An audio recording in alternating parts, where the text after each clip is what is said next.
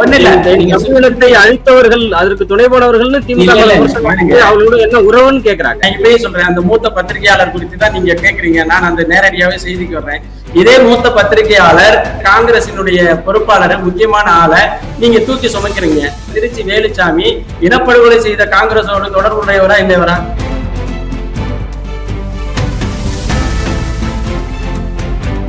அன்னைக்கு 12,000 பேர் சப்ஸ்கிரைபர் இருந்த உங்க ஊடகத்துக்கு தான் பேட்டி கொடுத்தாரு. அதற்கு அண்ணன் சீமான் அவர்கள் சொன்ன காரணம், அந்த அளவுக்கு உங்களுக்கு வளர்த்து விட்டது யாரு? சீமான் தானே. நீங்களா சீமான வளர்த்து விட்டீங்க? நான் என்ன சொல்றேன், நீங்க மூத்த பத்திரிகையாளர், ஆன் ஏர்ல சீமான விமர்சிக்கிறீங்க. நீங்க ஏன் மறைமுகமா எங்க தம்பிகள்கிட்ட ஒவ்வொருத்தரையும் போன் பண்ணி நீங்க சீமான் இப்ப சரியில்லைன்னு நீங்க ஏன் மறைமுகமா பேசுறீங்க? அதையும் ஆன் ஏர்ல பேச வேண்டியதானே? அது ஒரு நாகரிகம் தானே. சரி, அதை பேர் தான் டபுள் ஏஜென்ட் வேலைன்னு சொல்றேன்.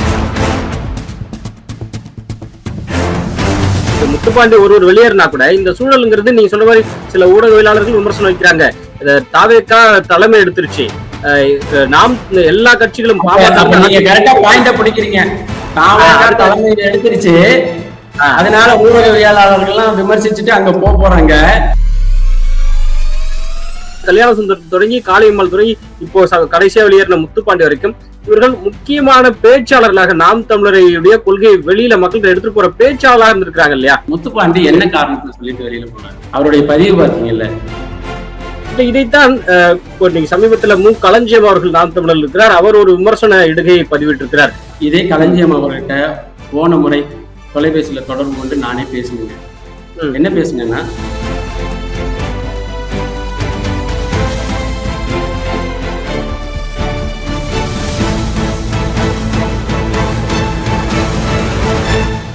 சேனல் வச்சிருக்கீங்களா? ஆங்கர் இல்லையா? ஸ்டூடியோ இல்லையா? கெஸ்ட் மட்டும் நீங்க சூஸ் பண்ணா போதும். ஒர்க் ஸ்பேஸ் தேவையில்ல, ரெண்ட் கொடுக்க தேவையில்ல. Studio, anchor, edit, social media upload வரைக்கும் நாங்க பாத்துக்கிறோம். TN digital solution 9942838831. TN media நேயர்களுக்கு வணக்கம். நம்மோடு நாம் தமிழர் கட்சியின் வீரத்தமிழர் முன்னணி இயக்கத்தினுடைய மாநில ஒருங்கிணைப்பாளர் மரியாதைக்குரிய செந்தில்நாதன் அவர்கள் இணைந்திருக்கிறார். சமீபத்துல ஊடகவியலாளர்கள் சிலருடைய பார்வையிலிருந்து நாம் தமிழர் கட்சி அவருடைய செயல்பாடு, சீமான் அவருடைய செயல்பாடு விமர்சிக்கப்படுகிறது. அது குறித்து பல்வேறு பதிவுகளை செந்தில்நாதன் அவர்கள் தரப்பிலும் இருந்து பதிவிட்டிருக்கிறார். அது குறித்த விரிவான விவரங்களை அவரிடம் கேட்டறிவோம், பேசுவோம். ஐயா வணக்கம். வணக்கம். வணக்கம். நாம் தமிழர் கட்சியின் மீதுடைய நிர்வாக ரீதியான குற்றச்சாட்டுகள், விமர்சனங்கள் ஏற்கனவே கடந்த காலங்கள்ல இருந்தது. அப்போதெல்லாம் இல்லாத ஒரு சலசலப்பு இப்போது நாம் தமிழர் மீதான குற்றச்சாட்டுகளுக்கு எழுவது ஏன்? எனக்கு இப்ப ஒன்னும் பெரிய குற்றச்சாட்டுகளா எழுந்த மாதிரி நான் உணரல. ஏன்னா இப்ப நாம் தமிழர் கட்சியின் மீது குற்றச்சாட்டுகள் அப்படின்னா ஏதாச்சும் ஒரு தனி நபர்களினுடைய விருப்பு வெறுப்பின் அடிப்படையில சொல்லப்படுகிற செய்திகளா தான் நான் பார்க்கிறேன். கடந்த காலத்திலேயே அப்படிதான் வந்தது. ஒண்ணு சீமான் அண்ணன் அந்த கார்ல போறாரு அப்படின்னு சொல்லுவாங்க, அல்லது சீமான் அண்ணன் செய்தியாளர்கள்ல இப்படி பேசிட்டாரு. அப்படிதான் எனக்கு குற்றச்சாட்டுகள் வந்தது. இப்ப என்ன அப்படின்னா, செய்தியாளர்கள், எனக்கு தெரிஞ்சு பத்திரிகையாளர்கள் அந்த பெரிய வட்டத்துக்குள்ள இதெல்லாம் நான் போகல. ஏன்னா அவங்களுக்கு எல்லாம் தெரியும், ஒரு பொது நாகரிகம்னா ஒரு பொது வெளியில ஒரு அரசியல் தளத்தில் இயங்குகிறவர்கள் எப்படி நடந்து கொள்ள வேண்டும் என்று ஒரு சாதாரண பத்திரிகையாளர்களுக்கு தெரியும். இதுல எல்லாம் நம்ம அவங்கள குறைச்சு பேசுறேன், நான் கூட பேசுறேன் அப்படின்னு எல்லாம் நீங்க நினைக்க வேண்டியதில்லை. ஒரு சாதாரண பொது தளத்தில் இயங்குகின்ற பத்திரிகையாளர் அப்படிங்கிற ஒரு சிந்தனையில உள்ளவங்க எல்லாருக்குமே அது தெரியும்.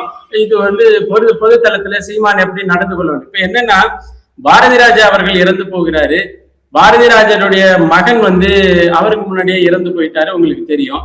ஒரு மகனா இருந்து கடமை செய்ய வேண்டியது அண்ணன் சீமானினுடைய கடமை. ஏன்னா பல மேடைகள்ல பாரதி ராஜா என்னுடைய அன்பு மகன் சீமான் அப்படின்னு சொல்லி பேசியிருக்கிறாரு.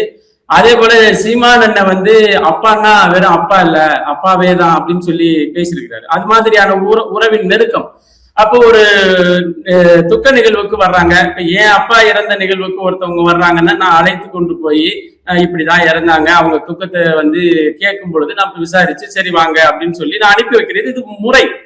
அவர் எந்த கட்சி எதிரியா, அவருக்கு என்ன சித்தாந்தம் இருக்கு அப்படின்னு எல்லாம் இலவூட்டுல எல்லாம் அந்த சித்தாந்தத்தை யாருமே பார்க்க மாட்டாங்கன்னு வச்சுக்கோங்களேன். நீங்க இப்ப நம்மளுடைய எதிரியா இருப்பாங்க, எங்க அப்பா செத்து போனதுக்கு வந்துட்டாரு, என்ன செய்வேன், வரக்கூடாது, என் எதிரி யாருமே சொல்ல மாட்டாங்க. அப்படிதான் அந்த நிகழ்வு. அதன் பிறகு ஒரு திருமண நிகழ்வுல எல்லா கட்சி தலைவர்களுக்கும் பத்திரிகை வைத்தது, அழைப்பு வைத்தது போல அண்ணன் சீமான் அவர்களுக்கும் அழைப்பு வந்தது. அழைத்தவர்களுக்கு அந்த இடத்துல இருக்கும்போது, இப்ப சென்னையில அண்ணன் சீமான் இருந்தா அந்த இல்லாம வேற ஒரு ஊர் நிகழ்ச்சியில இருந்தா அந்த நிகழ்வுல போய் கலந்துக்க போறது இல்லை. ஆனா சென்னையில இருக்கும் பொழுது அழைக்கிற நிகழ்வுக்கு போய் கலந்துக்கிறாரு. திருமண நிகழ்வு, அது ஒரு கட்சி நிகழ்வு இல்ல. அப்ப அந்த திருமண நிகழ்வுல இன்னொரு கட்சிக்காரங்களும் வர்றாங்க, திருமண நிகழ்வுல வர்றவங்க சந்திக்கிறாங்க, பேசுறாங்க. அப்படின்னா எந்த ஒரு ஊடகத்துல வேலை செய்யறவங்களுக்கும் சரி, பத்திரிகையாளர்களுக்கும் சரி, அது வந்து ஒரு பெரிய ஆக்குவேடா தெரியாது. என்னப்பா வித்தியாசமா நடந்துக்கிறாங்க அப்படின்னு எல்லாம் தெரியாது. அது ஒரு சாதாரண நிகழ்வா இருக்கு. ஆனா இங்கதான் கேள்வி எழுதுறது எந்த இடத்துலன்னா, இப்ப அவர்கள் முன்வைக்கக்கூடிய விமர்சனங்கள் என்னவா இருக்குன்னு நீங்க பாருங்க. அந்த எதிர்கட்சிகள் அந்த அளவுல வெறும் இப்ப திமுகவுக்கும் அதிமுகவுக்கும் ஒரு எதிர்கட்சிகள் 2 பேரும் ஒருத்தருக்கு வந்து வெவ்வேறு கொள்கைகள் கிடையாது. கிட்டத்தட்ட அவர்கள் உங்களுடைய பார்வையில திமுகவும் அதிமுகவும் ஒண்ணுதானே, நாம் தமிழருடைய பார்வையில இல்லைங்களா? அவங்களுக்கு இடையில இருக்கிறது கொள்கை வேறுபாடு இல்ல, போட்டியா இருக்கலாம். அப்ப அவர்களே வந்து ஒரு இணக்கப்போக்கு இல்லாம எல்லா இடத்துலயும் முரண்டு பிடிக்கிற அந்த ஒரு போக்கை கையாளுவாங்க. ஆனா நாம் தமிழருக்கும் மற்ற திமுக அதிமுக போன்ற திராவிட கட்சிகளோ அல்லது பாஜக போன்ற தேசிய கட்சிகளுக்கோ காங்கிரஸ் போன்ற தேசிய கட்சிகளோ கொள்கை ரீதியாக சித்தாந்த ரீதியாகவே அடிப்படையில வேறுபாடு இருக்கும் பொழுது, இப்ப நீங்க கிட்டத்தட்ட எப்படி கேள்வி வைக்கிறாங்கன்னா, ஒரு ராஜபக்சே அதே திருமண நிகழ்வுல கலந்து கொண்டா கூட நீங்க அப்படிதான் கை குலுக்குவீங்களா? ஏன்னா ஏற்கனவே ராஜபக்சேவுக்கு கை குலுக்குன திருமாவளவனா எல்லாரும் விமர்சிச்சாங்க. இதே விஜய் இப்படி செஞ்சிருந்தாருன்னா நம்ம அமைதியா இருப்போமா? விமர்சிச்சிருப்போம் தானே. ராகுல் காந்தியோட கை கோர்த்து விஜய் வந்து அந்த பதவியேற்பு நிகழ்வுல இது பண்ணப்போ ராகுல் காந்தி வந்து இனப்படுகொலை செய்த ஒரு கட்சியினுடைய அதுக்கு துணை போன ஒரு கட்சியினுடைய தலைவர் அவரு கூட சேர்ந்து கை கொடுத்துட்டு இருக்காரு அப்படின்னு பேசக்கூடிய அந்த விமர்சனம் இயல்பு தானே. ஆமா, இது எனக்கு என்னன்னா, இது ரொம்ப சிறுபிள்ளைத்தனமான ஒரு ஒப்பீடாக நான் பாக்குறேன். அதாவது உங்களை சொல்லல, ஒப்பிட்டு கேள்வியை கேட்டாங்க இல்லையா, ராஜபக்சேயை எதிர்க்க வேண்டியவர்கள் எதிர்த்து கொண்டு எந்த காலகட்டத்திலையும் எதிர்த்துக்கிட்டு தான் இருக்கிறாங்க. அது இது ஒரு திருமண நிகழ்வுங்க. அதாவது அதிமுக காரன் டிஎம்கே காரன் வீட்டு கல்யாணத்துக்கு போக கூடாது, டிஎம்கே காரன் அதிமுக காரங்க வீட்டு கல்யாணத்துக்கு போக கூடாதுன்னா ஊர்ல வந்து பாதி பேரு கல்யாணத்துக்கு போகவே முடியாதுதான். ஏன்னா இப்ப என் வீட்டுல எடுத்தீங்கன்னா, என் வீட்டுல 5 அண்ணன் தம்பிங்க, நான் ஒரு ஆளு தான் நாம் தமிழர் கட்சி, ஒரு ஆளு வந்து ஏடிஎம்கே, ஒரு ஆளு டிஎம்கே. அப்ப எங்க அண்ணன் வீட்டுல தேவை வைக்கிறாங்க, நான் போறது இல்லையா? சித்தப்பங்கிற முறையில எங்க அண்ணன் மகளுக்கு போய் நான் செய்யறது இல்லையா? இது ஒரு சாதாரண நிகழ்வு. இந்த நிகழ்வுல சீமான் போய் அரசியல் பேசி, அங்க போய் இந்த கூட்டணி நிகழ்வு குறித்து பேசி, அல்லது கூட்டணிக்கு நான் வர்றேன்னு பேசி, இதெல்லாம் பேசியிருந்தா பரவாயில்ல. நான் என்ன சொல்றேன், இவ்வளவு நாள் 2021 திமுக வந்து ஆட்சி அரியணைக்கு ஏறிய பிறகு 2021 இருந்து 2026 வரையிலும் திமுகவை எதிர்த்து களம் கண்டது ஒரே ஒரு கட்சி, அது நாம் தமிழர் கட்சி தான். இன்னைக்கு நாம் தமிழர் கட்சியை பார்த்து கேள்வி கேட்கிற யாரும் விஜய் எந்த அளவிற்கும் திமுகவை எதிர்க்கவே இல்லையா? நான் வாயில எதிர்க்கிறது இல்லைங்க, போட்டியில களத்துல இங்க ஒரு பேனா சிலை நிறுவப்படுது அப்படின்னு தெரிஞ்சு அதுக்கு ஒரு கருத்து கேட்ப கூட்டம் நடத்தும் பொழுது, அவன் கருத்து கேட்பு கூட்டத்திலேயே போய் நீ சிலைய வச்சா நான் வந்து உடப்பேன்னு சொன்ன ஒரே ஒரு அரசியல்வாதி வந்து சீமான் தான். திமுக எதிர்ப்பு சீமானுக்கோ நாம் தமிழர் கட்சிக்கோ இவங்க சொல்லி வந்து தர வேண்டியதில்லை. கடந்த 5 வருடங்கள் 2026க்கு முன்னாடி உள்ள 5 வருடங்களும் களத்தில் நாம் தமிழர் கட்சியை நடத்திய அனைத்து போராட்டங்களும், அனைத்து ஆர்ப்பாட்டங்களும், அனைத்து சக்சசிவ் ரிசல்ட், ஒரு போராட்டத்துல இருக்கிற ஒரு இப்ப நீங்க பாத்தீங்கன்னா அந்த விமான நிலையம் தள்ளி போனது, பேனா சிலை வைக்க மாட்டேன்னு வித்ட்ரா பண்ணது, குடமுழுக்கு திருச்செந்தூர் கோயில்ல குடமுழுக்கு நடத்தினது எல்லாமே திமுக அரசு எதிர்த்து நாம் தமிழர் கட்சி போராடி வெற்றி பெற்றதுதான். இவங்களுக்கு நாம் தமிழர் கட்சிக்கு திமுக எதிர்ப்புங்கிறத வந்து யாருமே சொல்லி தர வேண்டியது இல்ல. ஆனாலும் ஒரு மனநோயாளர்கள் போல நாம் தமிழர் கட்சி நடந்து கொள்ளாது. ஒரு திருமண வீட்டுல வந்து வாங்கன்னு ஒருத்தர் கூப்பிடும் பொழுது இல்லைங்க அப்படின்னு திருப்பிக்கிட்டு அது மாதிரி எல்லாம் இருக்க முடியாது. இது வந்து மிக மிக கேவலமான ஒப்பீடு. இந்த ஒப்பீடை இவர்கள் எப்பொழுது செய்கிறார்கள், ஏன் செய்கிறார்கள், எதற்கு செய்கிறார்கள் அப்படிங்கிற கேள்வியை கேட்டுட்டோம்னா, இந்த ஒப்பீடு வேண்டுமென்றே வைக்கப்பட்ட ஒப்பீடா நான் பார்க்கிறேன். இப்பொழுது அவர்களுக்கு வந்து நாம் தமிழர் கட்சியை வந்து குறை சொல்ல வேண்டிய ஒரு நெருக்கடி அல்லது ஒரு தேவை அல்லது ஒரு எதிர்காலத்தை நோக்கி நடக்கின்ற பயணத்திற்கு அது தேவைப்படுகிறது அப்படின்னு நினைக்கிறாங்க. அதனால செய்யறாங்க. எனக்கு தெரிஞ்சு ராஜபக்சேவை கைகுலுக்குன திருமாவளவனை நீங்க எங்கேயாச்சும் விமர்சிச்சிருக்கிறீங்களா? நான் கேட்கிறேன். இப்ப நாம் தமிழர் கட்சியின் மீது விமர்சனத்தை வைக்கின்ற மூத்த ஊடகவியலாளர்கள் இதே ராஜபக்சேவை சந்திச்சு கைகுலுக்கிட்டு வந்த ஏன் திருமாவளவனா நீங்க அந்த அளவுக்கு விமர்சிக்கல? திருமாவளவன் கூட்டணியில இருந்து டிஎம்கே கிட்ட நின்று வெற்றி பெற்ற பிறகு அடுத்து டிவிகே கிட்ட போய் டிவிகே நல்ல சக்தின்னு பேசுறாரு, அதையே விமர்சிக்கல? ஒரு கல்யாணத்துக்கு போய் இப்ப அதேதான் நீங்க சொன்னது போல, இப்ப நீங்க அதே திருமாவளவன் இல்ல திருமண நிகழ்வுலையோ இல்ல துக்க நிகழ்வுலையோ, அன்புமணி ராமதாஸ் அவர்களுடைய திருமண துக்க நிகழ்வுலையோ, அதே போன்று தமிழ் தலைவர்கள் சொல்லப்படக்கூடிய பெருந்தலைவர்களுடைய நிகழ்வுகள்ல சீமான் அவர்கள் வா கௌதமன் இல்ல திருமண விழாவில கலந்துட்டார். இதை யாரும் விமர்சிக்கல. ஏன்னா ஏதோ ஒரு வகையில இவங்களும் சீமானோடு முரண்பட்டு நிக்கிறவங்க தான். ஆனாலும் கூட ஏன்னா சீமான் அவர்களோட கூட்டணியில இல்ல விசிகாவையோ திருமாவளவனோ இல்ல அன்புமணியோ சீமான் அவர்களோட கூட்டணியில இல்ல, கிருஷ்ணசாமி உட்பட. ஆனா இவர்களின் நிகழ்வுகள்ல சீமான் கலந்துகிட்டா யாரும் விமர்சிக்கல. நீங்க காலமாக கிட்டத்தட்ட நாம் தமிழருடைய அரசியல் பயணம் எழுச்சிங்கிறது தமிழ் தேசியம் திராவிடத்துக்கு எதிரானது, திராவிடம்ங்கிறது ஒரு வந்தேரிகளுடைய சித்தாந்தம், கிட்டத்தட்ட ஒரு மையமாக ஒரு தெலுங்கு ஆதிக்க அரசியல் நிறுவப்படுகிறது. இப்படி பேசப்படும் பொழுது அது ஒரு இன ரீதியான ஒரு முரண்பாடாக மாறி போச்சு. எனக்கு இல்ல நீங்க கேட்க வர்ற கேள்வியை நான் புரிஞ்சுக்கிட்டேன். நீங்க ஏன் திமுக காரர்கள் வைக்கின்ற கல்யாணத்துல போய் கலந்துக்கிறீங்கன்னு கேட்க வர்றீங்க, அப்படிதானே? அதுதான் நான் என்ன சொல்ல வர்றேன்னா, இப்ப அதுக்குதான் சொன்னேன். என்னுடைய அண்ணன் ஒரு கட்சிக்காரன், அவன் ஒரு திருமண நிகழ்வு வைக்கிறான், நான் போய் தான் ஆகணும். அதே போல அரசியல் தீண்டாமைங்கிறது வேறு, தத்துவ தெளிவுங்கிறது வேறு. அரசியல் தீண்டாமையோட நீங்க இன்னைக்கு மேகதாது அணைக்கட்டு பிரச்சனையில அங்க ஆட்சி அதிகாரத்துல இருக்கிற காங்கிரசும் எதிர்கட்சி நிலையில இருக்கின்ற பாரதிய ஜனதா கட்சியும் ஒரே முகமாக இருக்கு. அப்ப நீங்க கர்நாடகாவில் பாரதிய ஜனதா கட்சியும் காங்கிரஸும் ஒரே கூட்டணியில போயிட்டாங்கன்னு பேச முடியுமா? அப்போ ஒரு அரசியல் தீண்டாமையை எந்த இடத்துல கடைபிடிக்கணும்?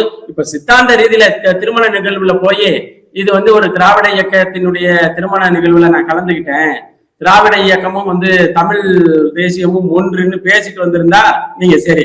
இவர் போறாரு, அந்த துறைமுகம் பகுதியில அந்த முக்கிய பொறுப்பாளராக இருக்கிறவரு சீமானுக்கு தெரிந்தவர், முன்னாடி நண்பர்களாக இருக்கலாம். இன்னும் சொல்ல போனா சீமான் அண்ணனை பொறுத்தவரை திராவிட இயக்கத்திலிருந்து தமிழ் தேசிய புரிதலில் தமிழ் தேசிய அரசியலை உருவாக்குனவர் தான். இன்னைக்கு கி வீரமணியை நேரடியா இவரை பேசி கொண்டவரா இருக்கிறவங்களாம் எல்லாருமே திமுகவில் இருக்கிற பல பேரு, அதிமுகவில் இருக்கிற பல பேரு, எல்லாரோடையும் அண்ணன் தம்பி என்று உறவு பாராட்டக்கூடியவரு. உறவா இருக்கல, அரசியல்ல உறவு வேறு, அரசியல் சித்தாந்தத்துல களத்துல போராட்டத்துல சீமான் இருக்கிற நிலை வேறு.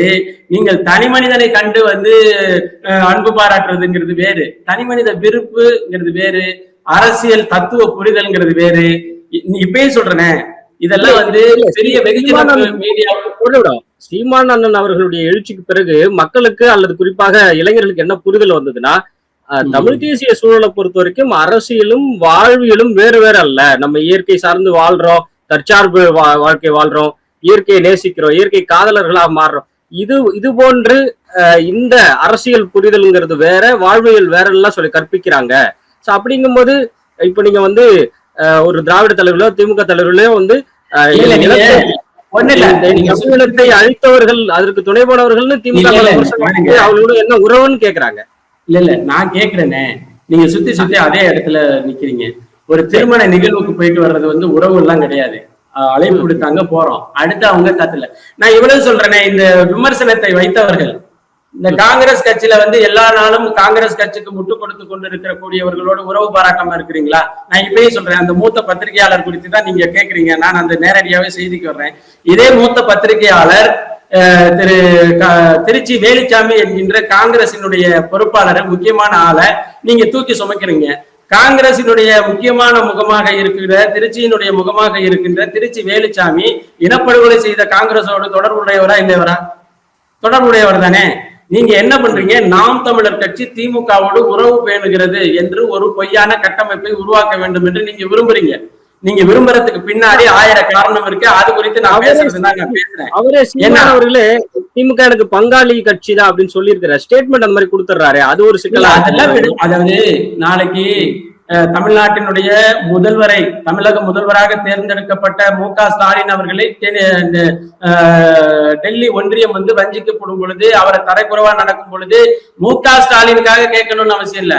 தமிழரா இருக்கிற ஒவ்வொருத்தரும் என்னுடைய மாநிலத்தினுடைய முதல்வரா இருக்கிற அவரை வந்து நாங்க எப்ப வேணாலும் சண்டை போட்டுக்குவோம், அதுக்காக நீ பேசுறதுக்கெல்லாம் விட மாட்டோம் அப்படின்னு சொல்றதோட ஸ்டேட்மெண்ட். சரிங்களா?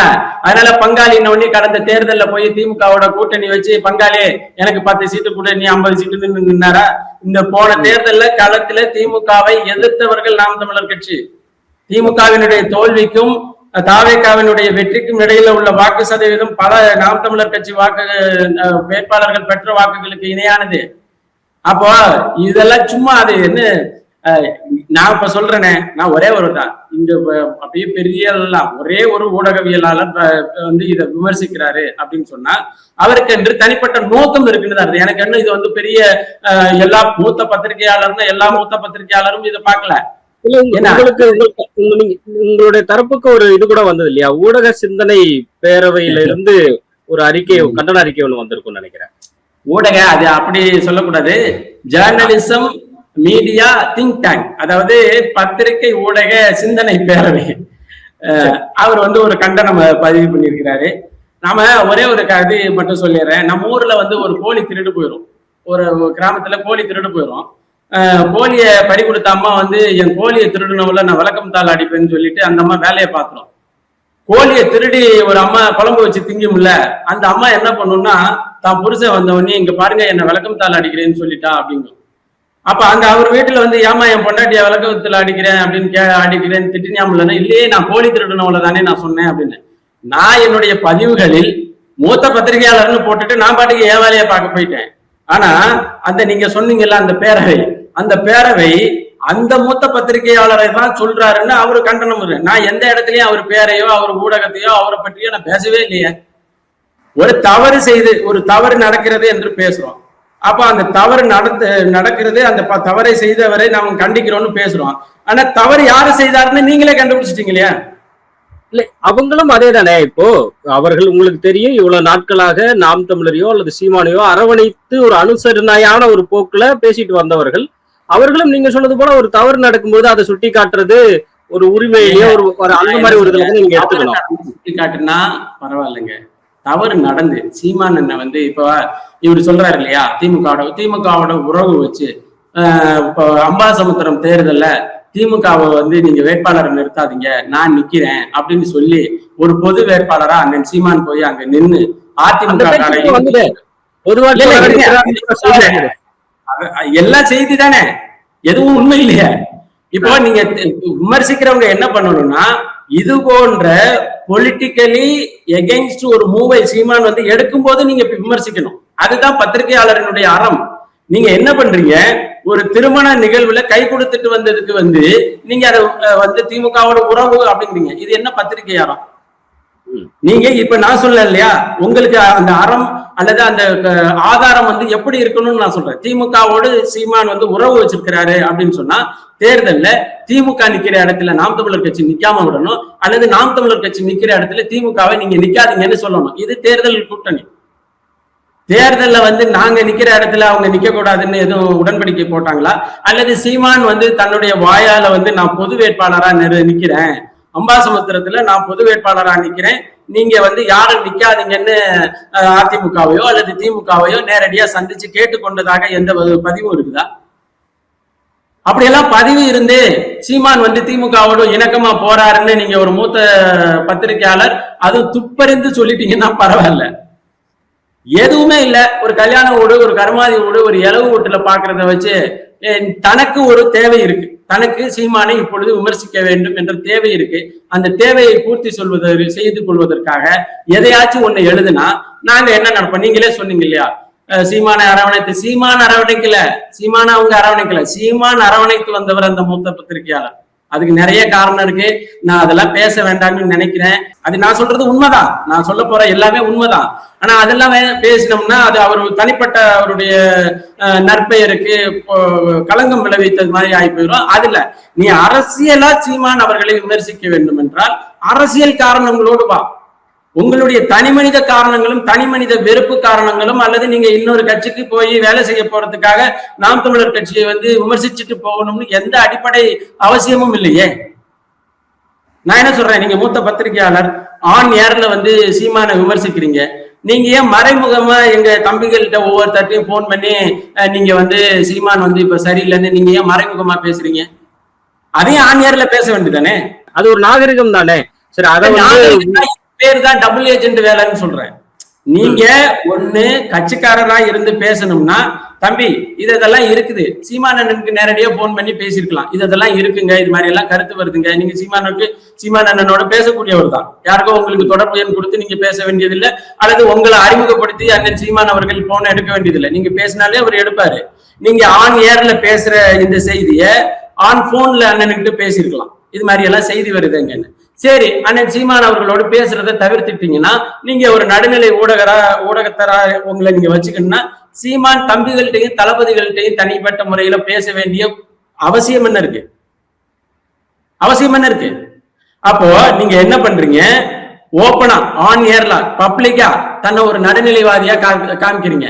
அதே போல ஆஃப் த ரெக்கார்டு ஒவ்வொரு சீமான் தம்பிகள்கிட்டையும் பேசி அவங்கள்ட்ட இப்ப எங்கள்கிட்ட எல்லாம் பேசுனீங்கன்னா உங்க நிலைமை என்ன ஆகும்னு சொல்றேன் தெரியும்.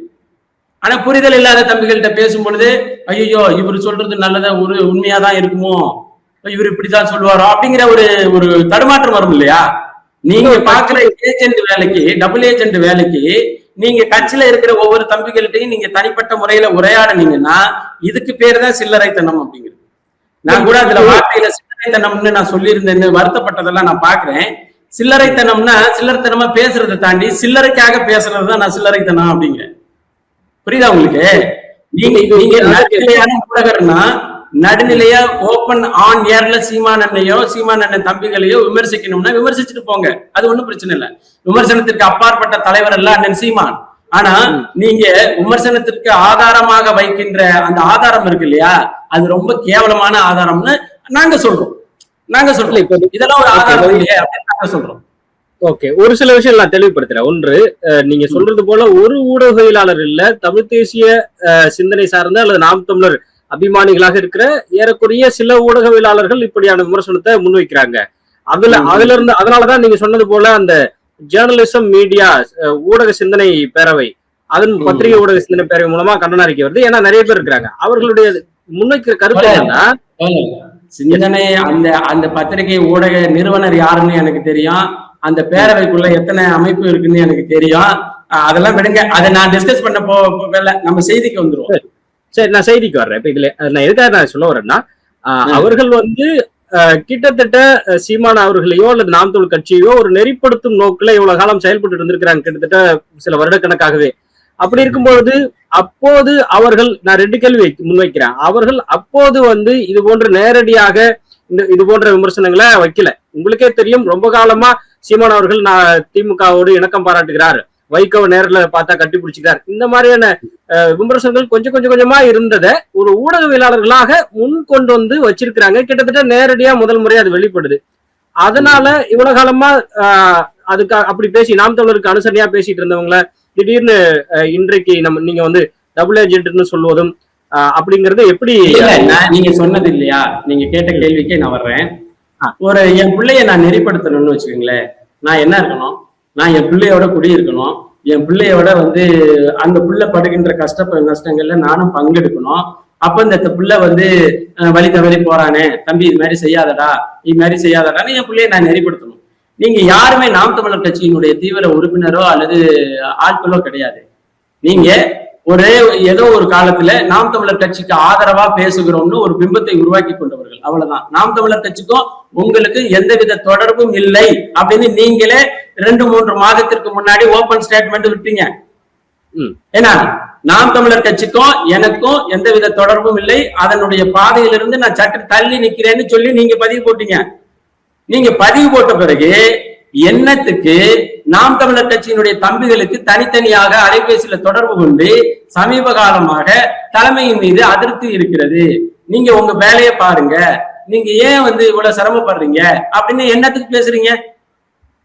இந்த வேலை இருக்கு இல்லையா, இதுக்கு பேரு தான் டபுள் ஏஜென்ட் அப்படின்னு சொல்றேன். நான் டபுள் ஏஜென்ட்ங்கிறது வந்து ரொம்ப தெளிவான வார்த்தையா நான் பயன்படுத்துறேன். இந்த வேலை இருக்கு இல்லையா, ஆன் ஏர்ல நான் என்ன சொல்றேன், ஆன் ஏர்ல வந்து விமர்சிங்க. நீங்க நாம் தமிழர் கட்சியினுடைய வளர்ச்சியிலையோ அல்லது நாம் தமிழர் கட்சியினுடைய பயணத்திலேயோ அல்லது இந்த கடந்த தேர்தலில் 30 நாள் ஒவ்வொரு தொகுதியிலையும் நாம் தமிழர் நடந்திருக்காங்க. ஒவ்வொரு மக்களை வீடு வீடா கஷ்டப்பட்டு கருமாயப்பட்டு எல்லா வேலையும் செஞ்சிருக்கிறாங்க. விமர்சிச்ச யாரும் வந்து கூட நின்று ஒரு நாள் நடக்கலையே. தேர்தல் வருது, தேர்தல் விடிஞ்சா ஓட்டு போடணும், தன்னை என்னமோ ஒரு பெரிய இன்ஃபுளுசர் மாதிரி நினைச்சுக்கிட்டு அன்னைக்கு காலையில நீங்க பதிவு என்ன தெரியுமா போடுறீங்க, ஒன்று நாம் தமிழர் கட்சிக்கு ஓட்டு போடுங்கள், இல்லை என்றால் அதிமுகவுக்கு ஓட்டு போடுங்கள். அது என்ன வாங்கின காசுக்கு தென்னை மரத்துல ஒரு குத்து பனை மரத்துல ஒரு குத்தா? இதுதான் நாம் தமிழர் கட்சி நெறிப்படுத்துற போக்கா? அப்போ எனக்கு என்னென்ன பெரிய இருங்க, நாம் தமிழர் கட்சி ஏதோ நெறி தவறி போய் இல்லாத வேலையெல்லாம் செஞ்சுட்டு இருக்கிற மாதிரியும் இவங்க தமிழ் தேசிய சிந்தனையில ஊறி இவங்க மண்டையெல்லாம் தமிழ் தேசிய சிந்தனையா வச்சுக்கிட்டு அதுல வந்து நாம் தமிழர் கட்சியை நெறிப்படுத்த வேண்டிய எந்த அவசியம் எந்த தனிப்பட்ட ஊடகத்திற்கும் தேவையில்லை. நாம் தமிழர் கட்சி நெறியான கட்சி, தேசிய தலைவராக கொண்ட கட்சி, தேசிய தலைவரினுடைய கொள்கையிலிருந்து சிறிது கூட பிளகாமல் கிட்டத்தட்ட 16 வருஷம் எங்களை வழிநடத்தி வருகின்ற சீமான் அவர்கள் வழிநடத்துகின்ற கட்சி. இதை நெறிப்படுத்த வேண்டிய எந்த பொறுப்பும் யாருக்கும் இல்லை. என் கூட வந்து நில்லு, என் கூட கஷ்டப்படு, என்னுடைய ஆர்ப்பாட்டத்துல கலந்துக்க, என்னோட சிறைப்படு, அப்ப நீ சொல்லு, நான் கேட்கிறேன். நீ எல்லாத்தையும் நின்றுட்டு வெளியில நின்றுட்டு நான் அவரை ஆதரிக்கிறேன்னு சொல்லிட்டு தனி மனிதனை வந்து ஒரு நிறுவனமா வளர்த்துக்கிட்டு அதெல்லாம் பண்ணிட்டு ஓகே, அது எனக்கு அது ஒரு பிரச்சனையே இல்லை. நீ எதற்கு சாப்பிட்ட இலைய நாருதுன்னு சொல்றேங்கிறேன். இதுவரையிலேயே அந்த இலையில சாப்பிட்ட, நல்லாவே சாப்பிட்டு முடிச்ச பிறகு அந்த இலை நாறுதுன்னு சொன்னா இலையின் மீது தவறா அல்லது சாப்பிட்டவர் மேல தவறா? இல்ல நாறுதுன்னே சொல்லு. சீமான் அவர்கள் நேரடியாக திமுகவோடு தொடர்பில் இருக்கிறார், இன்னென்ன இடத்துல அவர் பேசி இருக்கிறார், இன்னென்ன வெளிநாடா பதவிகள் இருக்குது, இந்த இடத்துல அவர் காசு வாங்கியிருக்கிறார், பேங்க் ஸ்டேட்மெண்ட் இங்க இருக்குது, இந்த இடத்துல மணி டிரான்ஸ்பர் நடந்திருக்கு, இது ஆன் த ரெக்கார்ட் நான் வச்சிருக்கிறேன், ஆஃப் த ரெக்கார்ட் இவர் பார்த்தாரு, அதெல்லாம் அது மாதிரி ஏதாச்சும் ஒரு காரணம் இலவ தொலைலாம்ல. அப்படி பேசுவதற்கு இவங்க திமுக ஆதரவு ஊடகங்கள் இல்ல, இவங்க வந்து திமுக ஆதரவு ஊடகம் இல்ல, திமுக ஆதரவு ஊடகமா நீங்க இருக்க வேண்டியதில்லை. நீங்க சீமானுக்கு அறிவுரை வழங்குறவங்களாவே இருங்க. நான் என்ன சொல்றேன், சீமான் அண்ணன் வந்து திமுகவோடு தொடர்பில் இருக்கிறாருன்னா என்ன தொடர்பு? What is the proof on that? கல்யாண வீட்டுல கை கொடுத்தது, கருமாதி வீட்டுல சொல்லி கொடுத்ததுமா ப்ரூஃப்? இப்படி ஏதாச்சும் ஒரு ஊடகத்துல வந்து ப்ரூஃப் கொடுத்து நீங்க பாத்துருக்கீங்களா? ஒரு பேங்க் டிரான்ஸ்பர் இருக்குங்க, 10 கோடி வாங்கியிருக்காருங்க, அல்லது இந்த இவர் மூலமாக தொகை வந்துச்சுங்க, என்னடா சோபாவில பணத்தை வச்சு கொண்டு போய் கொடுத்து ஒரு கூட்டணி இப்ப எம்எல்ஏவை விலைக்கு வாங்கிட்டு அங்க போய் ஆட்சி அதிகாரம் நடத்துறான், அவனை வந்து நல்லவன் நீங்க முகநூல்ல எழுதுறீங்க, அவனை பாராட்ட பத்துறீங்க. ஒரு இலவூட்டுல போய் அண்ணன் வந்து வாங்க அப்படின்னு கும்பிட்டதுல வந்து உங்களுடைய மாண்பு கெட்டு போயிடுச்சு, உங்களுடைய தியாக உணர்வு கெட்டு போயிடுச்சு. அதைத்தான் அவங்க குற்றச்சாட்டாகிறாங்க. இங்க பாருங்க, திமுகவோடு சீமான் அவர்கள் தொடர்புல இருக்காருன்னு இவங்க சொல்லல. இவங்க என்ன சொல்றாங்கன்னா, அந்த மாதிரி இணக்கம் பாராட்டாதீங்க, அது ஒரு மாதிரி இருக்கு, நல்லா இல்ல. இணக்கம் பாராட்டுறதுன்னா இங்க பாருங்க, ஒரு மனித நீ இப்ப உங்களை யாருன்னே எனக்கு தெரியாது, ஒரு முறை நீங்க என்கிட்ட நேர்காணல் எடுத்துட்டீங்க, இனி எங்கேயாச்சும் பார்த்துட்டு வணக்கம் தோழர் நல்லா இருக்கீங்களான்னு நான் சொல்லுவேன். அது வந்து மனித மாண்புங்க. நீ பாராட்டாதேன்னு சொல்றதுக்கு நீ யாரு? நீ பாராட்டாம இருக்கிறியா? நீ காங்கிரஸ் கட்சிக்காரனோட தொடர்பு இல்லாம இருக்கிறியா? விசிகா வந்து இப்படி பண்ணிச்ச விசிகா காரனோட தொடர்பு இல்லாம இருக்கிறியா? நான் சொல்லவா நீ யாரோட தொடர்புல இருக்கிறேன்னு? நான் அட்வைஸ் பண்றேங்க. நான் வந்து சீமான் அண்ணன் இப்படிதான் இருக்குன்னு அட்வைஸ் பண்றேன்னா நான் இருக்கணும். அப்படி நீங்க எல்லா வேலையும் பாப்பீங்க. நீங்க வந்து நாம் தமிழர் கட்சியில இருக்கிற ஒரு பொறுப்பாளருக்கு தொலைபேசியில தொடர்பு கொண்டு அவரை வந்து நீங்க அப்படி எல்லாம் இனிமேல் வேலையை செய்யாதீங்கன்னு எல்லாம் சொல்லுவீங்க. யார் வாட் யூ ஆர்? நான் பேசுறது ரொம்ப அளவா பேசுறேன். ஏன்னா இன்னொரு எனக்கு நிறைய கோபம் இருக்கு, நிறைய ஆதாரங்கள் இருக்கு. 2011 இருந்து நீங்க என்ன செஞ்சீங்க, உங்களுக்கு என்ன செஞ்சாங்க, நாம் தமிழர் கட்சி உங்களுக்கு என்ன செஞ்சுச்சுன்னு ஆன் த ரெக்கார்டு என்கிட்ட ஆதாரம் இருக்கு. நீங்க சும்மா போற போக்குல வந்து நாம் தமிழர் கட்சியை நான் ஆதரிச்சுன்னு, நாம் தமிழர் கட்சி உங்களை ஆதரிச்சுன்னு காணாம போயிருப்பீங்க. நாம் தமிழர் கட்சி உங்களை ஆதரிச்சு, இன்னும் சொல்ல போனா திமுகவுல சேர்ந்த ராஜீவ் காந்தியும் சரி, அதிமுகவுல சேர்ந்த கல்யாண சுந்தரமும் சரி, கட்சை விட்டு விலகும் பொழுது நாம் தமிழர் கட்சிக்காரங்க 5 ஊடகம் வச்சிருந்தோம். சீமான் அண்ணன் எங்க 5 ஊடகத்துக்கும் பேட்டி கொடுக்கல. அன்னைக்கு 12,000 பேர் சப்ஸ்கிரைபர் இருந்த உங்க ஊடகத்துக்கு தான் பேட்டி கொடுத்தாரு. அதற்கு அண்ணன் சீமான் அவர்கள் சொன்ன காரணம், அவர் ஒரு பத்திரிகையாளர், ஒரு சிந்தனையாளர், வளரட்டும் தம்பி, பெரிய வெகுஜன ஊட ராஜீவ்காந்தி கல்யாண சுந்தரமும் கச்சை விட்டு போன செய்தியை குறித்து சீமான் அவர்கள் பேசுறாருன்னா பெரிய பெரிய மெயின் ஸ்ட்ரீம் மீடியாவே வீட்டு வாசல்ல வந்து எடுத்துட்டு போயிருப்பாங்க. அப்போ உங்களை வளர்த்து விட்டது யாரு? சீமான் அண்ணன். அதே போல ஒரு யூடியூப் சேனலு ஸ்பான்சர் ப்ரோக்ராம் நடத்தி நீங்க பார்த்திருக்கிறீங்களா?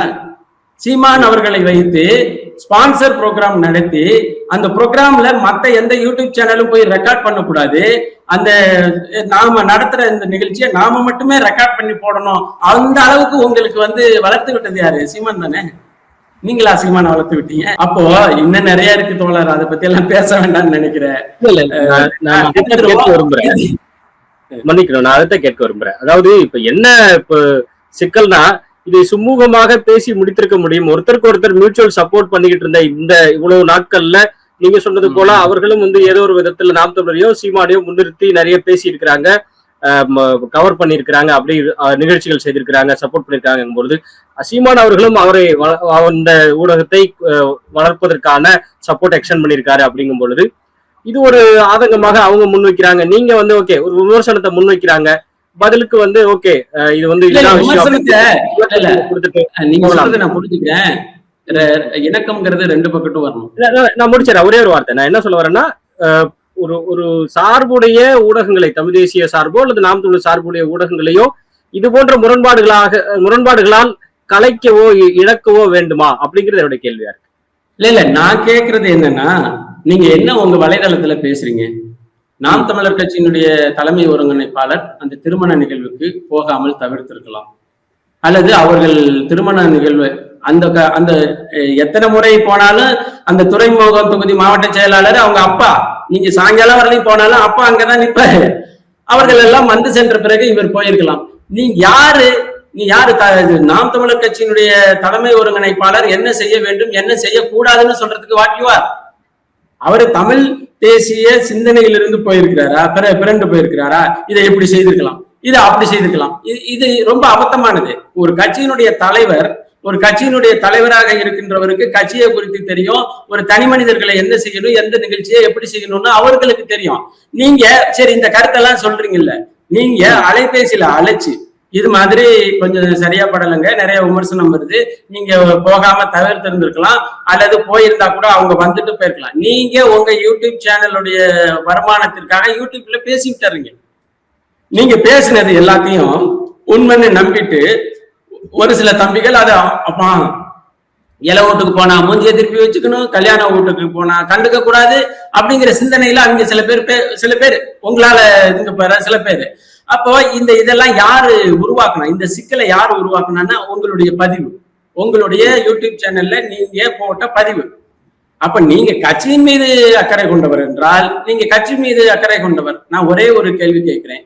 வெகு சமீபத்துல நாம் தமிழர் கட்சி வந்து சமூக ஊடக ஆளுமைகளுக்கான சந்திப்பு வச்சுச்சு தானே? உங்களுக்கு தெரியும் தானே, நீங்களும் போயிருந்தீங்க தானே?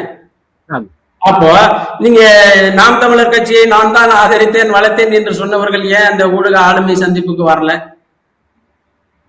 ஒவ்வொரு ஊடக ஆளுமைகளும் சந்தித்து தன்னுடைய கருத்தை பதிவு செய்தார்கள். அந்த இடத்துல அந்த அரங்குல ஒவ்வொரு ஊடக ஆளுமையும் கருத்தை பதிவு செய்தார்கள். நீங்க வந்து இந்த கருத்தை அங்க பதிவு பண்ணிருக்கலாமே. இல்ல அழைப்பு கொடுக்கப்பட்டதா? அழைப்பெல்லாம் கொடுத்தாங்க, எல்லாருக்கும் அழைப்பு கொடுக்கப்பட்டது. ஓபன் பாட்காஸ்ட் தானே. நாம் தமிழர் கட்சியுடைய நிகழ்ச்சி சீமான் பேட்டி கொடுக்குறாரு, அழைப்பு கொடுக்காம எத்தனை யூடியூப் சேனல் வருது? உங்க யூடியூப் சேனல்ல அழைப்பு கொடுக்காம வந்திருக்கேன். உங்கல்ல சீமான் என்ன விமர்சிக்கிற யூடியூப் சேனல்ல வந்திருக்கேன். அப்போ அழைப்பு கொடுக்கப்பட்டது. அழைப்பு கொடுத்தாலும் கொடுக்காட்டினாலும் சரி, நீங்க தானே வளர்க்குறீங்க. நாம் தமிழர் கட்சி நீங்க தானே வளர்க்குறீங்க. ஒரு ஊடக ஆளுமைகளோடு அண்ணன் சீமான் அவர்கள் உரையாடணும்னு விரும்புறாருல்ல, நீங்க தான் மூத்த பத்திரிகையாளர். நீங்க வந்து அந்த ஊடக ஆளுமையில சந்திச்சு அதுல வந்து இது மாதிரிங்க நீங்க திமுக பக்கத்து போற மாதிரி தெரியுது, எல்லாரும் பேசுறாங்க, இதுல உங்க கருத்து என்ன, உங்க பதில் என்னன்னு பொட்டுக்கு போட்டாப்புல நெத்திக்கு நேரம் கேட்டுக்கலாமே. அதுல ஒரு விமர்சனம் முன்வைக்கப்பட்டது, உங்கள் காது கேட்டுச்சான்னு தெரியல. மூத்த தமிழ் தேசிய அல்லது நாம் தமிழர் சார்புடைய ஊடகவியலாளர்கள் அவர்களை காட்டிலும் இன்ஸ்டாகிராம் மூலமாக சோசியல் மீடியா மூலமாக பேசுகிற ஊடகவியலாளர்களுக்கு தான் முன்னுரிமை இருந்தது, அதனால இவங்க புறக்கணிச்சுக்கலாம் அப்படின்னு ஒரு பேச்சு இருந்தது. இல்ல அப்படியெல்லாம் இல்ல. இப்போ நான் நீங்க சொன்னதுல இருந்ததுங்கிறேன், முன்னுரிமை எதற்கு யாருக்கு கொடுக்கணும்? நீங்க இனத்திற்காக பாடுபடுறீங்க, இனத்துக்காகவே யூடியூப் சேனல் வச்சிருக்கீங்க. இன்னும் ஈழத்தமிழர்களினுடைய பிரச்சனை பேசுவதற்காக நான் யூடியூப் சேனல் வச்சிருக்கேன்னு சொல்றீங்க. சரி, அப்போ தமிழ் தேசிய அரசியல்ல நாம் தமிழர் கட்சியினுடைய தலைமை ஒருங்கிணைப்பாளரை நான் நெறிப்படுத்த வேண்டும், அதனால் இந்த விமர்சனத்தை வைக்கிறேன்றீங்க. நீங்க வந்துட வேண்டியதானே. அங்க யாருக்கும் முன்னுரிமை பின்னுரிமைன்னு இல்ல, ஓபன்ல ஒரு QR கோடு கொடுத்துட்டாங்க. எனிஒன் கேன் ஸ்கேன், அப்புறம் anyone can enter the candidate list. அதனால அதுல எல்லாம் ஒண்ணும் இல்லை, யார் வேணாலும் வரலாம். ஓப்பனா QR கோடு கொடுக்கப்பட்டது. QR கோடுல நீங்க ஸ்கேன் பண்ணிட்டு உங்க பேரை என்ட்ரு பண்ணிட்டு உங்க மீடியாவில நீங்க போய் உட்கார்ந்துடலாம். அங்க யாருக்கும் நோ ரெஸ்ட்ரிக்ஷன் ஃபார் எனிபடி. அப்ப நீங்க அது செஞ்சிருக்கணும் இல்லையா? அப்போ உங்களுக்கு அங்கே ஆமா, உங்களுக்கு தெரியும், அங்கே மிக பிரபலமான ஒரு ஊடகம், அந்த ஊடகத்தினுடைய தலைமை செயல் அதிகாரி அழைக்கப்பட்டார். அவரு அங்க சீமான் அவர்களால் அவர் அறிமுகப்படுத்தப்பட்டு அவருமே பேசினாரு. நான் என்னுடைய சப்போர்ட்டை நாம் தமிழருக்கு எக்ஸ்டெண்ட் பண்றேன் அப்படின்னு சொல்லி பேசினாரு அந்த ஊடகத்தினுடைய தலைமை செயல் அதிகாரி. அது போன்ற ஒரு இடம் இந்த மாதிரியான மூத்த ஊடகவியலாளர்களுக்கு கொடுக்கப்பட்டிருக்க வேண்டிய இடம் இல்லையா? இல்ல, அந்த இடம் யாருக்கு இல்ல, அத நான் சொல்றேனே. அவர் காலிங் இஸ் ஓபன். நாங்க பொதுப்படையா அழைச்சாச்சு, அவங்க வந்தாங்க. why you are not attending? நான் கேக்குறேன், நீங்க ஏன் அழைச்சாங்க? ஓபன் இன்விடேஷன் இருக்கு, QR கோடுல ஸ்கேன் பண்ணி கலந்துக்கலாம்னு இருக்கு. அப்படி இருக்கும்போது why you are not attending?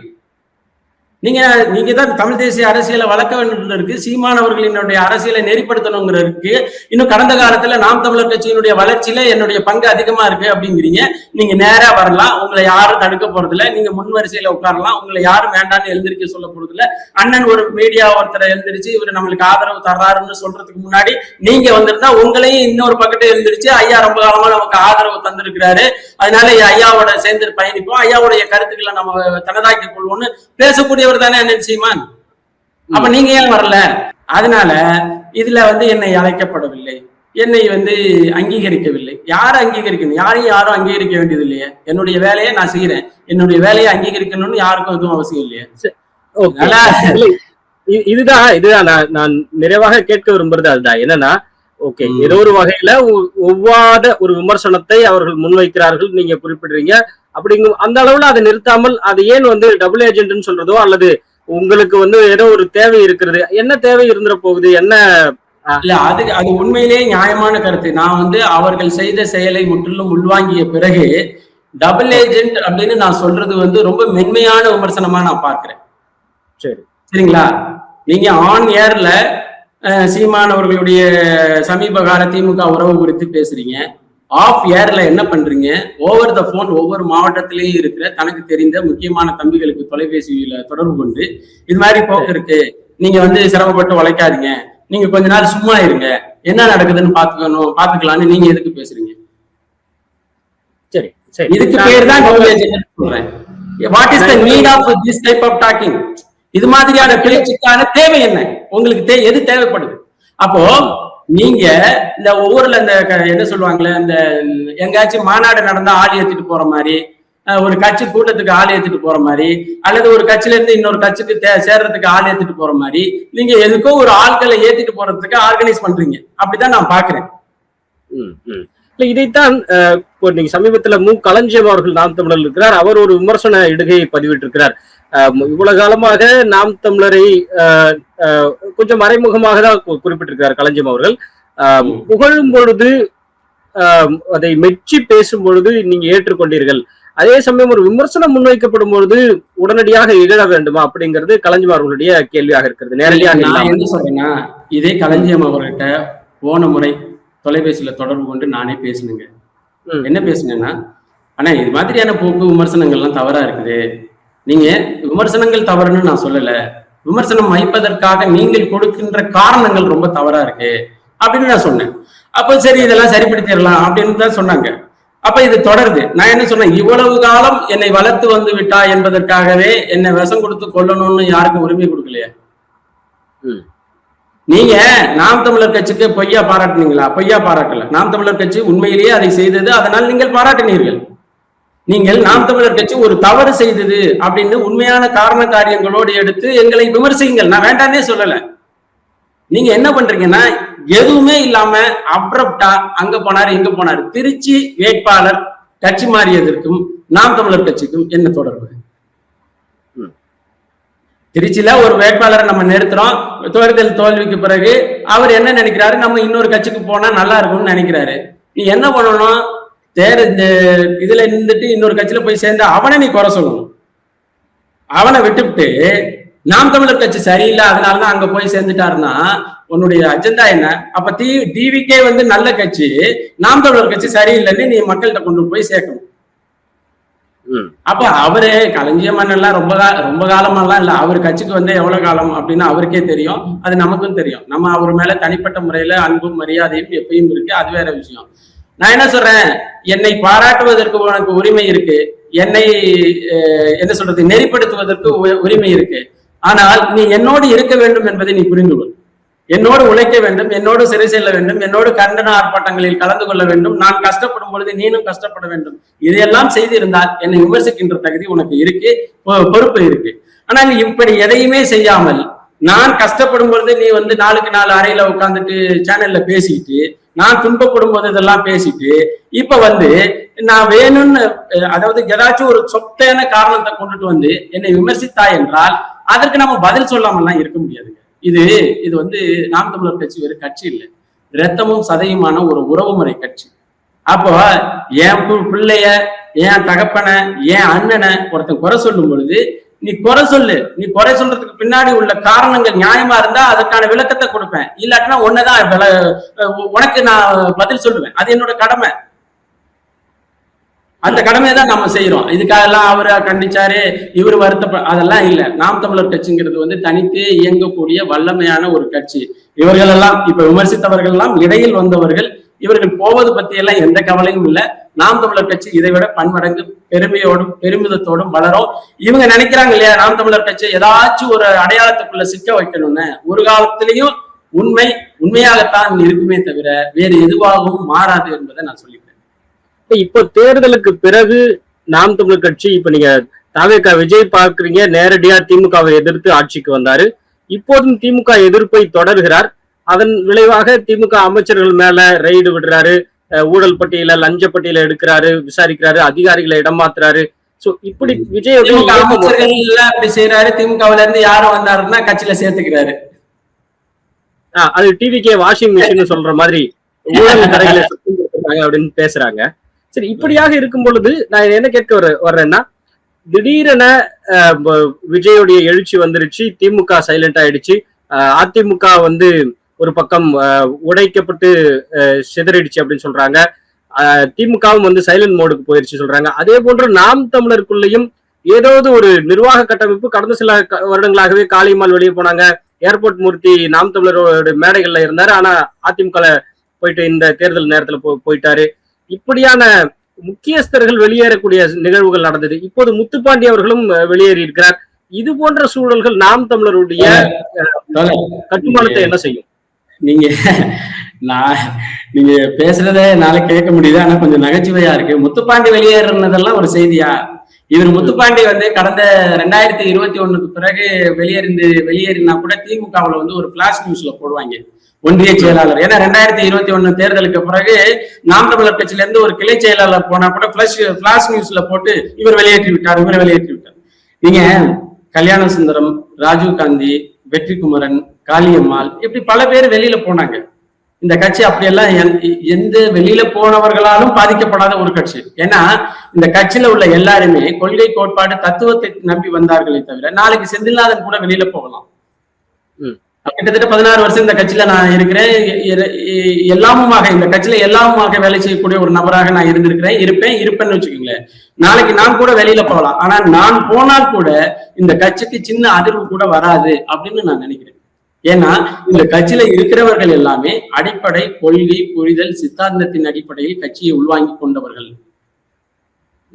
அப்படி இருக்கும்போது எவர் போனாலும் தத்துவமும் தலைமையும் அதனுடைய நேர்மையும் இருக்கிற வரையும் இந்த கட்சி முன்பை விட வேகமா வளருமே ஒழிய, இவர் போயிட்டாரு அவரு போயிட்டாரு இவங்க இருந்து போனவர்கள்லாம் என்ன புரட்சியவாதிகளா? இல்ல போன பிறகு புரட்சியை செஞ்சுட்டாங்களா? அப்படியெல்லாம் இல்ல. அவங்கவுங்க போய் அங்க நின்னாங்க, இங்க நின்னாங்க. இப்ப எங்க நிக்கிறாங்கன்னு அவங்களுக்கும் தெரியல, நம்மளுக்கும் தெரியல. அதனால போனவர்களை பற்றி நம்ம பேச வேண்டியதில்லை. ஆனால் யார் போனாலும் யார் போனாலும் இந்த கட்சி மிக தெளிவாக மிக பெரிய கொள்கை உறுதியோடு வளர்ந்து கொண்டிருக்கின்றது. அது நம்மளால பார்க்க முடிகிறது. சரி, நீங்க சொல்றத ஒரு விதத்துல புரிஞ்சுக்க முடியுது. நாம் தமிழ் கட்சியில இருக்கிறவங்க மற்ற கட்சிகளை போல தேர்தல் அரசியலை மட்டும் முதன்மையாக இலக்காக கொண்டு ஓட்டுக்கு பணம் கொடுக்கிறது அது போன்ற விஷயங்களை கொண்டு இயங்குபவர்கள் அல்ல. நாம் தமிழர் கட்சியினர் ஒரு கொள்கைவாத பிடிப்போடு உள்ள வந்த கடைநிலையில இருக்கிறவங்க கூட அப்படி இருக்கிறவங்க தான் அப்படிங்கறத பார்க்க முடியுது. நான் என்ன கேட்கிறேன்னா, அந்த கட்சியில இருக்கிற ஒவ்வொருத்தரும் முக்கியம் இல்லையா? அப்ப நீங்க சொன்னது போல கல்யாண சுந்தரத்தை தொடங்கி காளியம்மாள் தொடங்கி இப்போ கடைசியா வெளியேறின முத்துப்பாண்டி வரைக்கும் இவர்கள் முக்கியமான பேச்சாளர்களாக நாம் தமிழருடைய கொள்கை வெளியில மக்கள் எடுத்துட்டு போற பேச்சாளராக இருந்திருக்கிறாங்க இல்லையா? அவர்களுடைய வெளியேறுதல் அப்படிங்கிறது நாம் தமிழரை கட்டுக்குலையாமல் வேணா இருக்க வைக்கலாமே தவிர இன்னும் அந்த பலம் அப்படிங்கிறது அதை பேச வேண்டி இருக்குல்ல அவர்கள் வெளியேறதுனால. எனக்கு நீங்க முத்துப்பாண்டி பேசுறதுல முத்துப்பாண்டி அவர்கள் வெளியேறினதெல்லாம் பெரிய செய்தி எல்லாம் இல்ல தோழர். நீங்க என்னடா இப்படி நீங்க கல்யாண சுந்தரம் ராஜீவ்காந்தி வெளியேறும் பொழுது அவர்கள் ரொம்ப காலமா கட்சியினுடைய முகமாக இருந்தவர்கள். அப்ப ஒரு சின்ன சலசலப்பு இருந்தது. அதெல்லாம் ஒரு பெரிய பிரச்சனை இல்லைன்னு வச்சுக்கோங்களேன். சலசலப்புங்கிறது அவங்க மத்தியில இருந்தது, மீடியா பர்சனாலிட்டிங்கிறதுனால மீடியா மத்தியில இருந்தது. கட்சியில எந்த சலசலப்பும் இல்லை, சலனமும் இல்லை. ஏன்னா இப்ப முத்துப்பாண்டி வெளியேறியதெல்லாம் முத்துப்பாண்டி சேரும் பொழுதே ஒத்தாலதான் சேர்ந்தாரு, வெளியேறும் பொழுதும் ஒத்தாலதான் வெளியேறிருக்காரு. அது ஒரு பிரச்சனை இல்ல. கட்சியினுடைய கட்டமைப்புலயோ அல்லது கொள்கையிலேயோ பேச்சாளர்கள் எல்லாம் போகும் பொழுது சங்கடம் அப்படி எல்லாம் ஒண்ணும் இல்லையே. இங்க கேட்கறது நேரம் சொல்றேன். இந்த சூழல் இப்ப நீங்க சொல்றது இப்ப முத்துப்பாண்டி ஒருவர் வெளியேறினா கூட இந்த சூழல்ங்கிறது நீங்க சொல்ற மாதிரி சில ஊடகவியலாளர்கள் விமர்சனம் வைக்கிறாங்க. தாவேக்கா தலைமை எடுத்துருச்சு, நாம் எல்லா கட்சிகளும் பிடிக்கிறீங்க, தாவேக்கா தலைமை எடுத்துருச்சு, அதனால ஊடகவியலாளர்கள் எல்லாம் விமர்சிச்சுட்டு அங்க போறாங்க, இங்க இருந்து விலகினவங்க எல்லாம் அங்க போறாங்க அப்படி சொல்ல வரீங்களா? அப்படி நான் சொல்ல வரல, நான் சொல்றேன். எனக்கு தெரிஞ்சு திமுகங்கிற ஒரு பெரிய கட்சி 2021 ஆட்சி அதிகாரத்துக்கு 10 வருஷம் கழிச்சு வருது. வந்த உடனே ஒவ்வொரு ஒன்றியமா நாம் தமிழர் கட்சி பிள்ளைகளை பார்த்து கட்சியில சேர்றாருன்னு தினந்தோறும் பிரேக்கிங் நியூஸ் வரும். அதையெல்லாம் தாண்டிதான் கட்சி இங்க நிக்குது. புரியுதா உங்களுக்கு? ஒரே நேரத்துல ராஜீவ்காந்தி கல்யாண சுந்தரம் மிகப்பெரிய பேச்சாளர் போனாங்க. அதையெல்லாம் தாண்டிதான் நாம் தமிழர் கட்சி. அதை விட இப்ப எங்களுக்கு மேடை போட்டா 10 பேரை அண்ணன் மூஞ்சி காமிச்சு, தம்பி நீ இந்த மேடையில பேசாத, பேச்சாளர் அதிகமா இருக்காங்கன்னு ஒரு 10 பேரைனால இருக்க வச்சிருவாரு. பேச்சாளர்கள் அதிகம். அப்ப நீங்க அப்படியெல்லாம் ஒரு பெரிய பின்னடைவா நாங்க 10 பேரில் ஒரு பேச்சாளராவது சட்டமன்றத்துக்குள்ள போகணும் இல்லையா? அதற்கான ஏற்பாடு எப்படி இருக்கு? அதாவது சட்டமன்றத்துக்குள்ள போறது தனிப்பட்ட கட்சியினுடைய பிரச்சனை இல்லை. அது மக்கள் நேர்மையா, மக்கள் நேர்மையான அரசியல்வாதிகள் போகணும்னு என்னைக்கு நினைக்கிறாங்களோ அப்ப 10 பேர் இல்ல 234 பேரும் போவோம். இவங்க மாதிரி நம்ம திரைபிம்பத்தை காமிச்சு அல்லது இவங்க மாதிரி காசு கொடுத்து நம்ம போகிற வாய்ப்பு இல்லை. அப்படி இருந்தாலும் நாங்க போறது இல்லைன்னு வச்சுக்கோங்களேன். அது வேற. மக்கள் மன்றத்துல நாம் தமிழர் கட்சி முன்பை விட மிக தெளிவாகவும் மிக வலிமையாகவும் இருக்கு. இது சமீபத்துல நடந்த திமுக ஐடிவிங்ல கூட டிவிக்கையை விட 1000 மடங்கு ஆபத்தானவர் சீமான் என்று பேசியிருக்காங்க. நீங்க எல்லாம் பார்த்திருக்கிறதுக்கு வாய்ப்பு இருக்குன்னு நினைக்கிறேன். அப்போ நம்ம செய்தி இதுதான், நீங்க எங்க கூட இருந்து எங்க சுக துக்கங்கள்ல பங்கெடுத்து எங்களை விமர்சிச்சீங்கன்னா வாங்க கேட்டுக்குவோம். நீங்க உங்களுடைய சுய தேவையின் அடிப்படையில விமர்சிச்சீங்கன்னா உங்க விமர்சனத்துல தவறு இருக்கு, என்ன காரணத்துக்காக நீங்க விமர்சிக்கீங்கன்னு சொல்றோம். அவ்வளவுதான். இதை தாண்டி அவங்க ஒரு பெரிய இம்பாக்ட் யாருமே கிரியேட் பண்ண முடியாது. இதைதான் சொல்றேன், நான் உட்பட இங்க எதுவும் பெரிய இம்பாக்ட் கிரியேட் பண்ண முடியாது. ஏன் என்றால் இங்கு கட்சியில இருக்கிற ஒவ்வொருத்தரும் தத்துவ பின்புலத்தோடு புரிதல் உள்ளவர்கள். அதனால அவர்களை நீங்க எது குறித்தும் சலனப்படுத்தி விட முடியாது அப்படிங்கிறதா என்னுடைய இந்த நேர்காணல் வழியாக நான் சொல்லிதான் செய்தி. ஓகே, அப்படி வெளியேறுபவர்கள் பிரச்சனை இல்லைன்னு நீங்க சொன்னா கூட அவர்கள் ஓகே போறவங்க போறட்டும், அதனால எனக்கு எந்த பிரச்சனையும் இல்லை அப்படின்னு சொல்றதை விட இந்த காரணத்தினால் போறாங்க அப்படின்ற தகவல் வெளிவர மாட்டேங்குது. இப்ப முத்துப்பாண்டி வெளியிருக்காரு, என்ன காரணம் சொல்ல முடியும்? நீங்க இப்ப மறுபடியும் அதிலே இருக்கிறதுனால நான் கேட்கிறேன், முத்துப்பாண்டி என்ன காரணத்தை சொல்லிட்டு வெளியில போனாரு? அவருடைய பதிவு பாத்தீங்கல்ல, ஏதாச்சும் காரணம் சொல்லியிருக்கிறார? காரணமே சொல்லாம வெளியில போறவருக்கு நீங்க காரணம் சொல்லுங்கன்னா நான் எப்படி காரணம் சொல்றது? வெளியில போனவர் தான் காரணம் சொல்லணும். இந்த காரணத்திற்காக நான் வெளியில போறேன்னு சொன்னா ஆமாங்க அந்த காரணம் உண்மையா சொல்லுவேன், அல்லது அந்த காரணம் பொய்யான காரணம்னு சொல்லுவேன். அவரே காரணம் சொல்லாம தானே போறாரு. நீங்க வெளில போறீங்க, எனக்கு உடல்நல சிக்கல்னால நான் வெளில போறாங்கன்னா ரைட்டு, எந்த காரணமும் சொல்லாம வெளியில போறா, நீங்களே வெளியில போகும்பொழுது அவர் ஏன் வெளியில போனார் என்று நீங்கள் சொல்லுங்கன்னா நான் எப்படி சொல்றது? ஓகே. இல்ல ஆனா அப்ப வந்து அது குறைந்தபட்ச ஒரு மாண்பு இருக்கிறது இல்லையா? சரி, ஓகே, நம்ம வந்து நாம் தமிழர் மீது எந்த விதமான அவதூறோ இல்ல விமர்சனத்தையோ முன்வைத்துட்டு போகக்கூடாது அப்படின்னு சைலண்டா விலகிறதும் ஒரு மாண்பு தானே. அதே மாண்போடு அவர்களை நாங்க வழி நடத்துகிறோம், வாழ்த்துக்களை சொல்லி அனுப்பி வைக்கிறோம், அவ்வளவுதான். இப்ப முத்துப்பாண்டி அப்படி செய்து விட்டார், இப்படி செய்து விட்டார், நாங்க யாருமே விமர்சிக்கலையே. அதே மாண்போட அண்ணே வாழ்த்துக்கள்னே, எங்க போனாலும் நீங்க நல்லா இருங்க அப்படின்னு தானே நம்ம சொல்றோம். முத்துப்பாண்டியை நம்ம விமர்சிக்கவே இல்லையே. அவரும் நம்ம விமர்சனம் வைக்க கூடாதுன்னு போயிட்டாரு, நாமும் சரிங்க மகிழ்ச்சிங்க போயிட்டு வாங்க அப்படிங்கறதோட நிறுத்திட்டோமே. இது உங்கள முடிய போறது இல்லையா? பார்க்கிற மக்களுக்கு ஏன் இது ஒரு ஸ்ட்ராங்கான ஒரு பாருங்க, மக்கள் ரொம்ப தெளிவா இருக்காங்க. மக்கள் எதை நம்ம பேசும் பொழுதே எது உண்மை எது பொய்ன்னு புரிந்து கொள்ளக்கூடிய அளவிற்கு பக்குவத்துல இருக்கிறாங்க. இப்ப ஒரு முத்துப்பாண்டி சொல்றதுனாலயோ மூத்த பத்திரிகையாளர் சொல்றதுனாலயோ ஒரு பெயர் நல்ல அந்த கெட்ட பெயர் நல்ல பெயரா மாற போறதும் இல்ல, நல்ல பெயரை கெட்ட பெயரா உங்களால மாற்ற போறதும் இல்ல. அப்படி ஒண்ணும் நடக்க போறது இல்ல.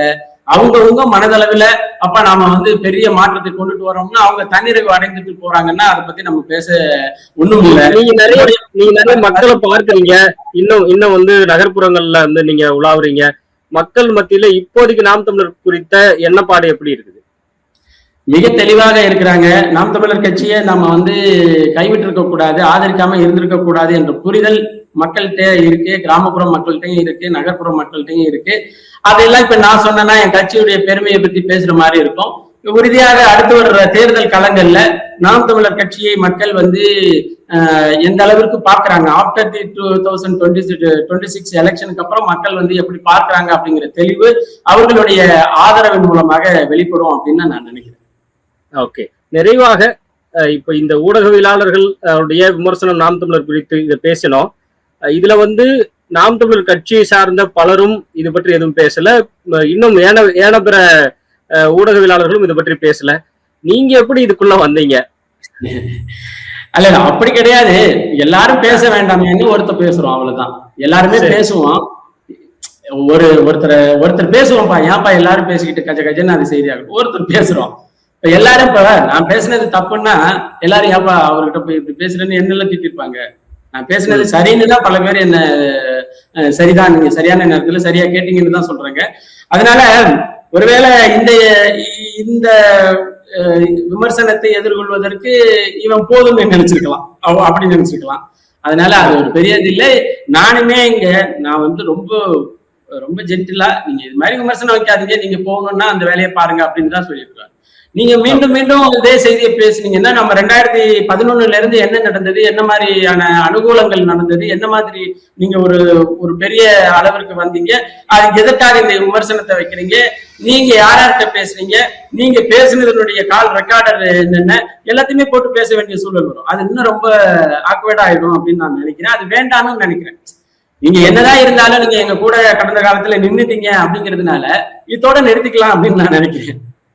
ஓகே, எரிமலை ராமச்சந்திரன் அவர்கள் தமிழர் சேனை கட்சியில இருக்கிறார். அவரு பல்வேறு விதங்கள்ல தமிழ் தேசிய உணவாளராக தன்னை வெளிப்படுத்திக் கொண்டிருக்கிறார். அவர் ஒரு வேண்டுகோள் வைக்கிறார் அல்லது அவர் ஒரு ஆதங்கத்தை வெளிப்படுத்துகிறார்.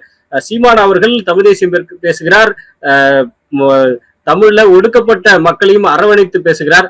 அப்பேற்பட்ட ஒருவர் குறிஞ்சாங்குளத்துக்கு வரணும், அந்த பிரச்சனைகளை தலையிட்டு தீர்க்கணும், இது போன்று தமிழ் சாதிகளுக்குள்ள நிலவக்கூடிய அந்த போக்குகளை கலந்து ஒரு இணக்கப்போக்கு உருவாக்கணுங்கிறார். நான் எதுக்காக இந்த கேள்வி வைக்கிறேன்னா, இது போன்ற தமிழ் ஏனைய தலைவர்களையும் தமிழ் தேசிய சார்ந்த வரலாற்று ஆய்வாளர்களையும் ஊடகங்களையும் தமிழ் தேசிய இன்டலெக்சுவல்ஸையும் ஒருங்கிணைத்து திருமாவளவனையோ இல்ல அன்புமணி ராமதாஸையோ இது போன்ற தலைவர்களை ஒருங்கிணைத்து முன்னெடுத்து செல்லப்படக்கூடிய அந்த வியூகம் நாம் தமிழர் எப்போது முன்னெடுக்க போகிறது? இது வந்து எல்லாரும் அதெல்லாம் வாய்ப்பு இல்லைங்க. குறிஞ்சாங்குளம் குறித்து பேசும்பொழுது குறிஞ்சாங்குளத்திற்கு நானே போயிருக்கேன், சீமானந்தனுடைய இதுல நானே போயிருக்கேன். எங்களை வந்து கைது பண்ணாங்க, நானே போராட்டம்லாம் அதுல கலந்துருக்கேன். 2018 நாம் தமிழர் கட்சி திருமுருக பெருவிழா நடத்தின அன்னைக்கு ராத்திரி குறிஞ்சாங்குளத்துல நான்லாம் கைது செய்யப்பட்டேன்.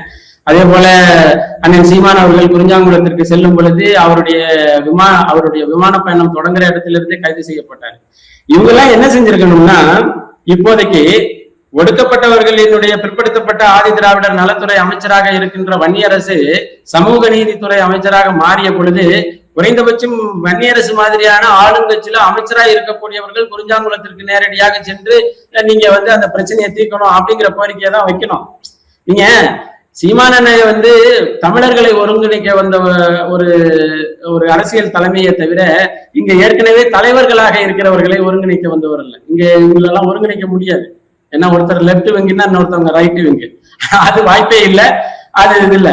ஆனா தமிழர்களாக இருக்கின்ற பல்வேறு சமூகம் அடிப்படையில் பிரிந்து இருக்கின்ற தமிழர்களை ஒருங்கிணைக்க வந்த தலைவர் அண்ணன் சீமான் அதை செய்திருக்கிட்டு கொண்டிருக்கிறாரு. அதுல செய்ததுல நிறைய வெற்றியும் பெற்றிருக்கிறாருன்னு வச்சுங்களேன். குறிஞ்சாங்குளத்தை பொறுத்தவரையிலையும் அவர் நீங்க சொன்னீங்க இல்லையா, ஒரு சேனைன்னு சொல்லி ஒரு கட்சி சொன்னீங்க இல்லையா, அவர் வந்து நேர இப்போ குறிஞ்சாங்குளத்திற்கு நேரடியா தொடர்புடையவர் என்று தன்னை அறிவித்துக் கொண்ட வன்னியரசே அமைச்சராகவே இருக்கிறாரு. அமைச்சர் நினைச்சா 5 நிமிஷத்துல அந்த காரியத்தை முடிச்சிடலாம். அப்ப அவர் தான் அமைச்சர் தான் முடிக்கணும். மற்றபடி எப்பொழுதுமே மண்ணின் மக்களுக்கான இன்னும் சொல்லப்போனா நாம் தமிழர் கட்சியினுடைய செயல்பாட்டு வரைவுல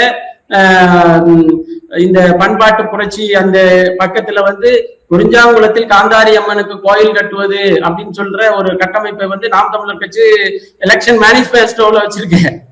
வேற எந்த கட்சி மேனிஃபெஸ்டோவில் வைக்கல. அதனால இது வந்து இப்போதைய ஒரு சூழல்ல நாம் தமிழர் கட்சி எப்படி போராடுது என்னங்கிறது வந்து நம்ம கடந்த காலத்திலே குறிஞ்சாங்குளத்திற்கு நிறைய போராட்டங்களை நம்ம செஞ்சிருக்கிறோம். இது வந்து தலைவர்களை ஒரு பொழுதும் ஒருங்கிணைக்க முடியாது. தமிழர்களை ஒருங்கிணைக்க வந்தவர் அண்ணன் சீமான்.